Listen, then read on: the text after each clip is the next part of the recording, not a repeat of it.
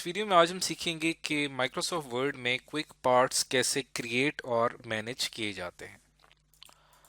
अब quick part जो है वो एक ऐसा तरीक़ाकार है जिसके ज़रिए आप जब भी एक कंटेंट बना लेते हैं, अब आप उसको रीयूज़ करना चाहते हैं या आपने उसको दोबारा कहीं इस्तेमाल करना है, तब आप उसको क्विक पार्ट गैलरी में इंसर्ट कर देते हैं और वो आपकी क्विक पार्ट गैलरी में जाके स्टोर हो जाता है। और इसका फ़ायदा ये होता है कि इन रीयूजेबल ब्लॉक को जब भी आपको ज़रूरत पड़ती है किसी भी डॉक्यूमेंट में, आप आसानी के साथ इंसर्ट करते हैं।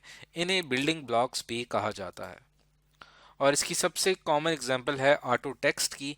अक्सर औकात हम अपने डॉक्यूमेंट में हमें एक ऑटो टेक्स्ट की ज़रूरत पड़ती है जो कि हमारे डॉक्यूमेंट्स में काफ़ी ज़्यादा तौर पे इस्तेमाल होता है और ये एक कॉमन टाइप है बिल्डिंग ब्लॉक का जो कि टेक्स्ट और ग्राफिक्स को स्टोर करने के लिए इस्तेमाल होता है और हम ऑटो टेक्स्ट एंट्रीज का इस्तेमाल करते हैं। इसके अलावा क्विक पार्ट्स में हेडर, फुटर और डिफरेंट टेक्स्ट बॉक्सेस भी आ जाते हैं जिनको हम अपनी क्विक पार्ट गैलरी में शामिल कर सकते हैं। अब हम सीखेंगे कि एक क्विक पार्ट कैसे क्रिएट किया जाता है। उसके लिए हमारे पास यहाँ पे एक एग्जांपल है। ये एक डॉक्यूमेंट है माइक्रोसॉफ्ट वर्ड का और इसके अंदर एक कंपनी के हवाले से इंफॉर्मेशन दी गई है। अब लेट सपोज इसका जो स्टार्टिंग स्टेटमेंट है, जो इसकी मिशन स्टेटमेंट है, अगर मैं इसको सेलेक्ट करता हूँ और इसको सेलेक्ट करने के बाद अगर आप इंसर्ट पे क्लिक करते हैं और इंसर्ट पे क्लिक करने के बाद यहाँ पे आपको टेक्स्ट का एक सेक्शन नज़र आ रहा है और टेक्स्ट के सेक्शन में इस ग्रुप में आपको यहाँ पे एक टूल नज़र आएगा क्विक पार्ट्स का। इसी को हमने अंडरस्टैंड करना है। यहाँ पे जब मैं क्लिक करता हूँ तो यहाँ पे क्लिक करने के बाद मेरे पास ऑलरेडी जो क्विक पार्ट्स यहाँ पे मौजूद हैं वो यहाँ पे शो हो रहे हैं और यहाँ पे जो सिलेक्शन मैंने की है, अगर मैं इसको क्विक पार्ट गैलरी में सेव करना चाहता हूँ तो यहाँ पे मैं क्लिक करूँगा save selection to quick part gallery.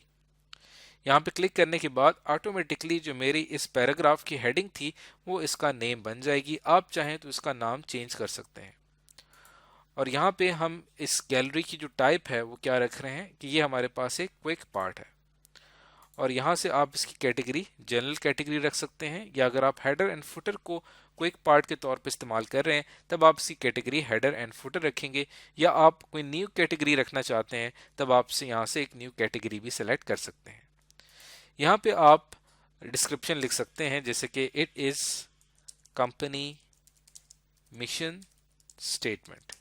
ये कंपनी की एक मिशन स्टेटमेंट है और ये सेव हो जाएगा आपके बिल्डिंग ब्लॉक्स की गैलरी में।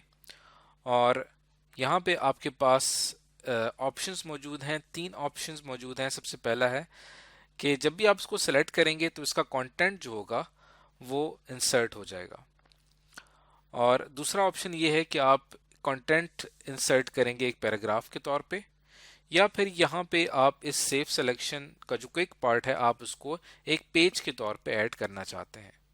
तो यहाँ पे मैं फिलहाल इसको सेलेक्ट कर रहा हूँ इंसर्ट कंटेंट ओनली के ऊपर। ओके पे मैं क्लिक करता हूँ तो अब ये सेव हो चुका है हमारी क्विक पार्ट गैलरी में। अब आप अपने कीबोर्ड से एक शॉर्टकट की प्रेस करते हैं कंट्रोल एन, तब आपके सामने एक न्यू डॉक्यूमेंट आ जाता है। अब इस न्यू डॉक्यूमेंट में अगर आपको मिशन स्टेटमेंट की ज़रूरत पड़ रही है तो आपको दोबारा टाइप करने की ज़रूरत नहीं पड़ेगी। आप क्या करेंगे, यहाँ से इंसर्ट पे जाएंगे और इंसर्ट पे जाने के बाद टेक्स्ट में जाने के बाद क्विक पार्ट्स में आएंगे और यहाँ पे हमारे जो क्विक पार्ट गैलरी है वो आपको यहाँ पे दिखाई दे रही है। ये अभी हमने थोड़ी देर पहले एक क्विक पार्ट बनाया था जिसमें एक कंपनी की मिशन स्टेटमेंट मौजूद थी। इसको मैं सेलेक्ट करूंगा तो देखिए ऑटोमेटिकली यहाँ पे ये ऐड हो चुकी है। तो फाइनली हमने एक क्विक पार्ट बनाया। अब हम उसको हर जगह पे रीयूज कर सकते हैं। इसके अलावा हम एक और मिसाल यहाँ पे ले लेते हैं कि आप देखें कि यहाँ पे आपके पास जो हेडर एंड फुटर है इसको भी इंसर्ट किया जा सकता है अपनी क्विक पार्ट गैलरी में और इसको इंसर्ट करने के बाद आप इसको कहीं पे भी किसी भी डॉक्यूमेंट में इस्तेमाल कर सकते हैं।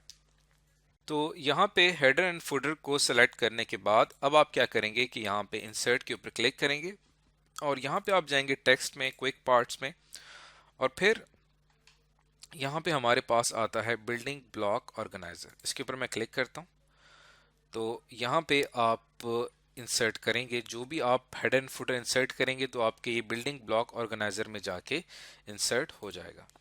तो उसको इंसर्ट करने के लिए हम यहाँ पे टेक्स्ट पे जाते हैं।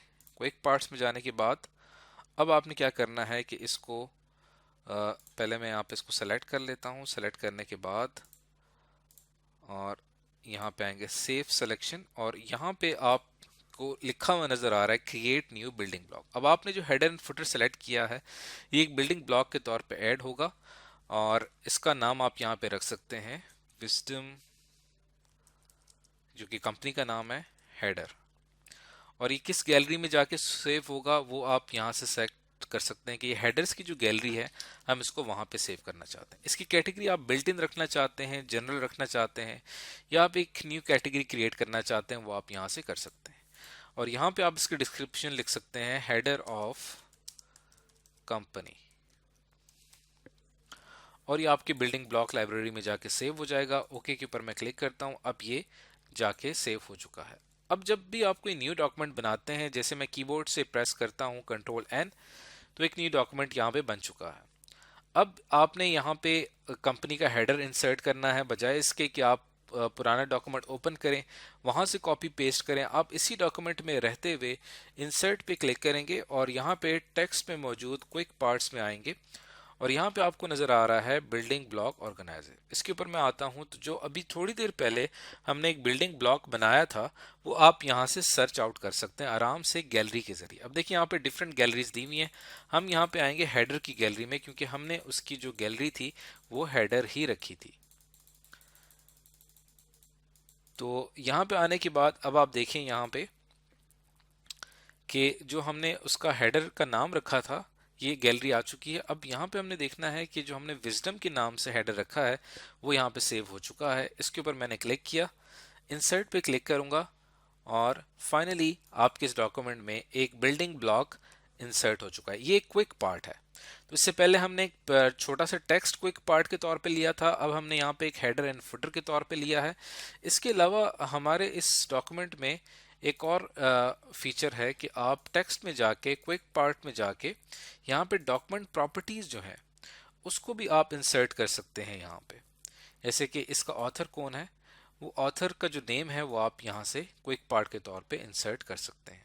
ऐसे आपने एक न्यू डॉक्यूमेंट बनाया, डॉक्यूमेंट कंप्लीट हो गया, और अब आप इसके राइटर की इंफॉर्मेशन लिखना चाहते हैं तो आप इंसर्ट पे जाएंगे और टेक्स्ट में जाके क्विक पार्ट्स में जाके यहाँ पे डॉक्यूमेंट प्रॉपर्टीज में जाके आप उसकी इंफॉर्मेशन यहाँ पे लिख सकते हैं। अब ये जो डॉक्यूमेंट था अभी चूंकि मैंने बनाया है तो ये यहाँ से एक क्विक पार्ट के तौर पे मेरा नाम यहाँ पे शो हो रहा है।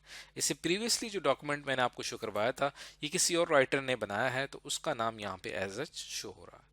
तो सारी भी डॉक्यूमेंट प्रॉपर्टीज को आप इंसर्ट करना चाहें किसी भी डॉक्यूमेंट के किसी भी हिस्से में वो आप आसानी के साथ कर सकते हैं। तो इस टेक्स्ट सेक्शन में क्विक पार्ट्स का जो मुकम्मल सेक्शन है उसको आपने एक्सप्लोर करना है। तो आज की इस वीडियो में हमने सीखा कि माइक्रोसॉफ्ट वर्ड में क्विक पार्ट्स का इस्तेमाल कैसे किया जाता है, उन्हें कैसे क्रिएट और मैनेज किया जाता है।